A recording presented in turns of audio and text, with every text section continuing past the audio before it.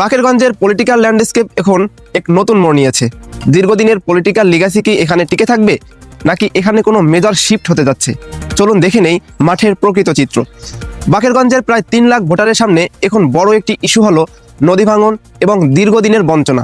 তবে এবারের নির্বাচনে সবচেয়ে বেশি আলোচনার বিষয় হয়ে দাঁড়িয়েছে ক্যান্ডিডেট প্রোফাইল।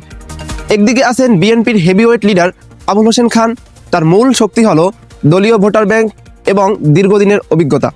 কিন্তু এবারের সমীকরণ কিছুটা ডিফারেন্ট।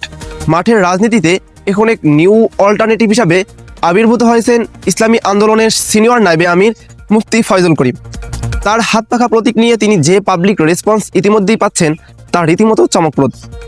রাজনৈতিক বিশ্লেষকরা মনে করছেন এবার বাকেরগঞ্জে হাত পাখার এই জনস্রোতের পিছনে কয়েকটি কি ফ্যাক্টর কাজ করছে। প্রথমত, লিডারশিপ ইমেজ। মুফতি ফয়জুল করিম একজন ন্যাশনাল লেভেল লিডার তথা জাতীয় রাজনৈতিক নেতা। তার সরাসরি অংশগ্রহণ স্থানীয় ভোটারদের মনে এক ধরনের অভাবনীয় কনফিডেন্স তৈরি করছে। দ্বিতীয়ত, স্ট্র্যাটেজিক অ্যালায়েন্স। এই আসনে জামাতেরও বিশাল ভোট ব্যাংক রয়েছে। সেই ভোটগুলো যদি হাত পাখার সাথে মার্জ হয় তবে এটি একটি গেম চেঞ্জার হিসাবে কাজ করবে। তৃতীয়ত, ইউথ ফ্যাক্টর। বাকেরগঞ্জের তরুণ ভোটাররা এখন পরিবর্তনের পক্ষে। তারা প্রথাগত রাজনীতির বাইরে একজন স্ট্রং গার্ডিয়ান খুঁজছেন, যেখানে মুফতি ফয়জুল করিম সাহেব অনেকটাই এগিয়ে আছেন। সব মিলিয়ে বাকেরগঞ্জে এবার এক্সপিরিয়েন্স ভার্সেস চেঞ্জের এক কঠিন লড়াই হতে যাচ্ছে।